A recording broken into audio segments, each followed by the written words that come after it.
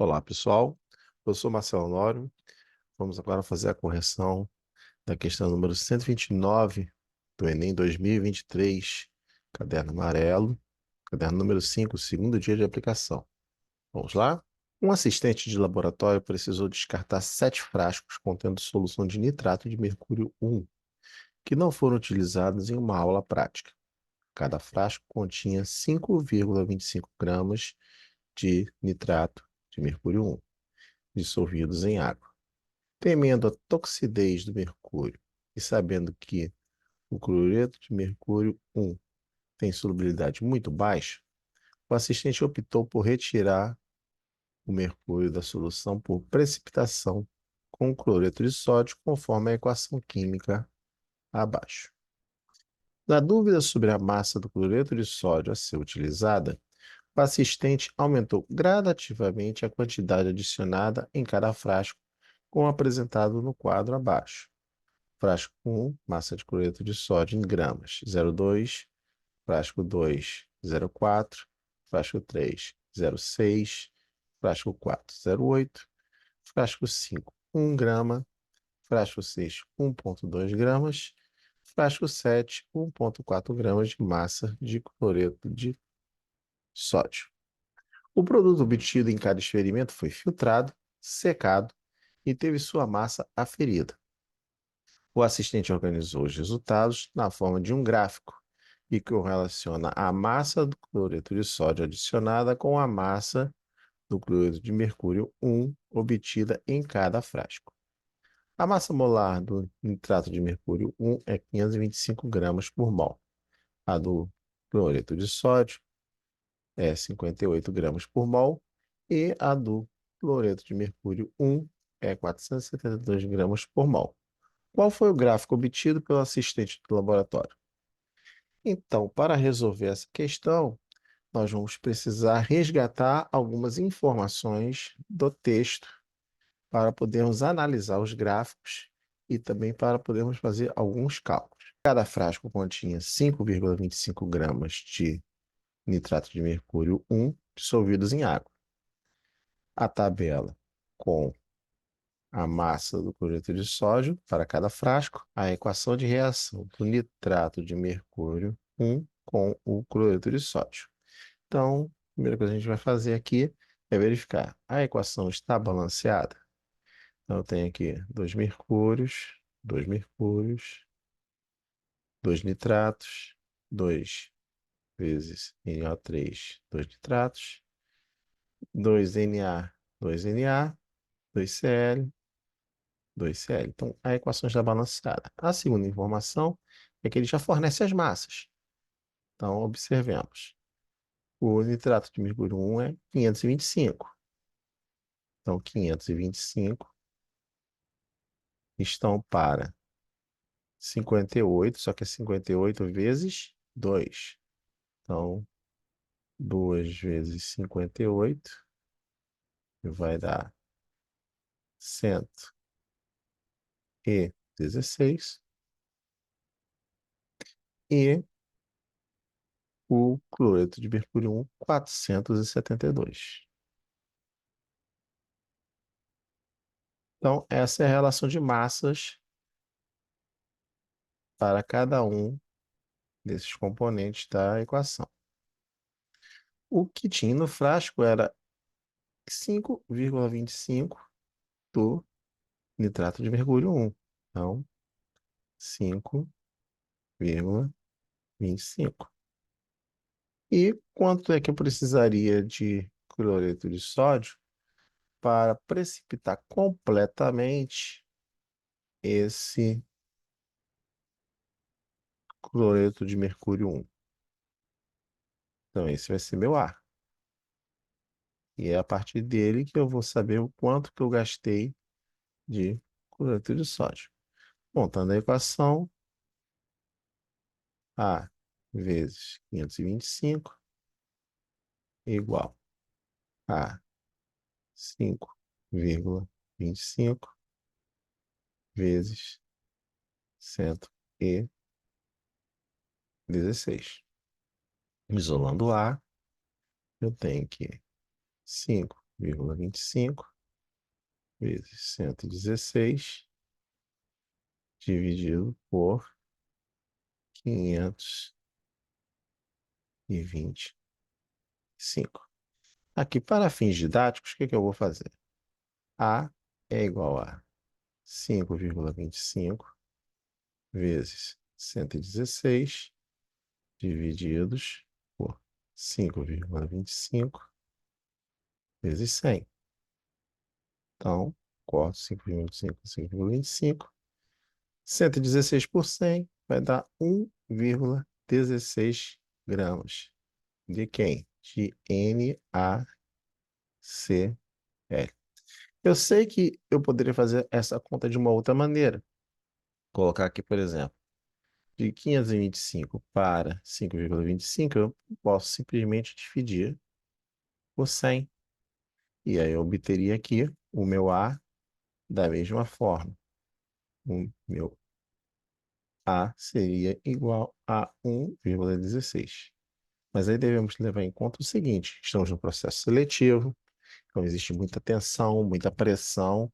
Então, mesmo que o candidato possa fazer esse tipo de estratégia, eu não recomendo, porque quando você está nesse tipo de processo, você fica muito tenso e você pode acabar errando coisas tolas. E esse erro pode custar a questão, consequentemente, favorecer o candidato que está em busca da mesma vaga que você. Então, fazendo um passo a passo, aqui é permitido você errar. Na hora do Enem, na hora de qualquer concurso, isso já não é permitido. Então, para via de aprendizado, fiz esse passo a passo aqui. Então, 1,16 é a quantidade de cloreto de sódio que eu preciso precipitar todo o íon mercúrico 1 na forma de cloreto. Então, eu observando aqui na tabela, eu vou chegar à conclusão que quando eu estiver adicionando 1,2, eu praticamente já precipitei todo o mercúrio 1 na forma de cloreto. Então, quando eu adicionar 1,4, não vai fazer diferença no frasco. Eu vou ter um patamar. E é isso que eu vou procurar nos gráficos. No final, eu tenho um patamar. O que seria o patamar? Vou fazer uma escala de subida e depois vou ter uma estabilidade. Essa estabilidade é que eu vou procurar. Eu tenho que ter uma estabilidade entre 1,2 e 1,4. O restante tem que começar do zero, nada com nada. Não adicionei nada de cloreto de sódio. Então, não vou obter nada de cloreto de mercúrio 1. Então, agora vamos partir para a análise dos gráficos com essas informações. O primeiro gráfico tem o patamar que eu desejo, mas não no lugar que eu quero. Começo do zero, com zero, beleza, é isso que eu precisava. Porém, quando eu chego no patamar, ó, onde eu vou ter o surgimento da estabilidade em 0,58. Então, esse gráfico aqui, ele não nos atende. Então, a alternativa A não vai nos atender. E qual é a pegada aqui, né? Qual é a diferença aqui? Ele colocou justamente esse 0,58 na esperança de que a pessoa esquecesse de fazer a verificação do balanceamento da equação química. Então, isso pode ser um fator que na hora da prova vai pesar. Então, esse ponto aqui, por que que ele está errado? Porque ele está considerando como se fosse apenas uma molécula de NaCl reagindo para formar o cloreto de mercúrio 1. Na verdade, eu preciso de duas. Por isso que esse patamar vai se deslocar e vai ficar por aqui, no 1,16, como foi calculado. Então, a alternativa A não nos atende. A alternativa B começa zero com zero, e chegamos ao valor que a gente queria. Então, esse aqui apresenta o 1,16 que foi calculado e o patamar de estabilização no 1,4 e no 1,2. Então, esse aqui é o gráfico que representa a reação de formação de precipitado do cloreto de mercúrio 1. Então, essa aqui vai ser a nossa alternativa correta, a alternativa B.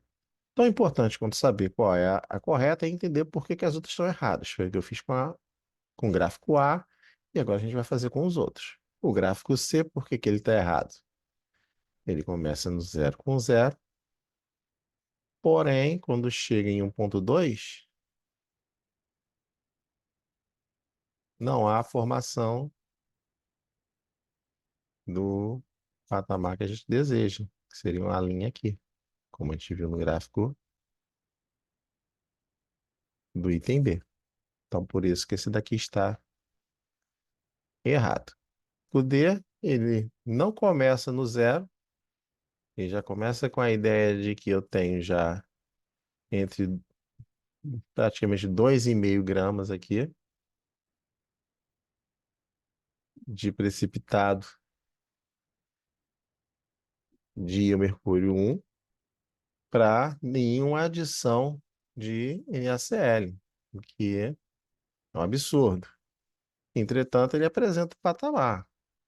Então, esse daqui acabaria sendo, se a pessoa não tiver a atenção necessária, ela pode, de modo equivocado, marcar esse daqui, simplesmente porque ela fez o cálculo, achou o 1,16, sabe que tem a estabilidade aqui em 1,4, em 1,2, e aí na pressa, na desatenção, ela poderia marcar esse daqui. Mas como foi explicado, quando você inicia, se você não adicionou nada, você não pode ter formação de nenhum material de íon mercúrio 1. Então, essa alternativa aqui também não nos atende. O item E, ele ainda é mais absurdo. Ele diz, pelo gráfico, que sem a adição de qualquer massa de cloreto de sódio, que eu já tenho os meus materiais praticamente precipitados, o que é um absurdo. Você precisa do cloreto de sódio para formar o cloreto de mercúrio 1 e não forma o patamar. Quando chega em 1,2, ele dá seguimento em 1,4, como se conseguisse precipitar mais de 6 gramas de íon mercúrio 1, o que não é verdade, porque a quantidade máxima precipitável foi calculada em 5,25.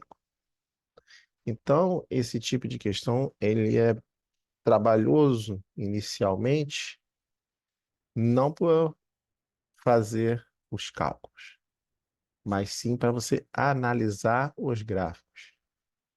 E aí você tem que tomar um cuidado adicional, porque você tem 5 imagens e somente uma vai representar a verdade que você obteve a partir do cálculo. Então, isso é bastante complicado, principalmente no momento em que você está fazendo a prova, onde você tem tensão pelo horário, tensão pelo nível das questões. Essa daqui não é uma questão difícil, mas ela é trabalhosa pela análise. Então, o tempo que você gasta para você analisar a questão, você tem que compensar com as outras questões na frente. Daí a necessidade de você fazer uma expertise, ou seja, você se preparar realizando questões deste nível para quando você chegar na sua prova, seja Enem, seja uma outra prova, um processo seletivo, você está apto a conseguir êxito do que você deseja, ou seja, a maior quantidade possível de pontos para poder garantir sua vaga, você ser aprovado e classificado. Não basta ser aprovado. Você tem que estar aprovado e dentro do quadro de vagas que está sendo proposto. Senão você vai ter que ficar esperando surgir a vaga a partir da desistência dos outros candidatos. Então é isso, pessoal. Vejo vocês no próximo vídeo.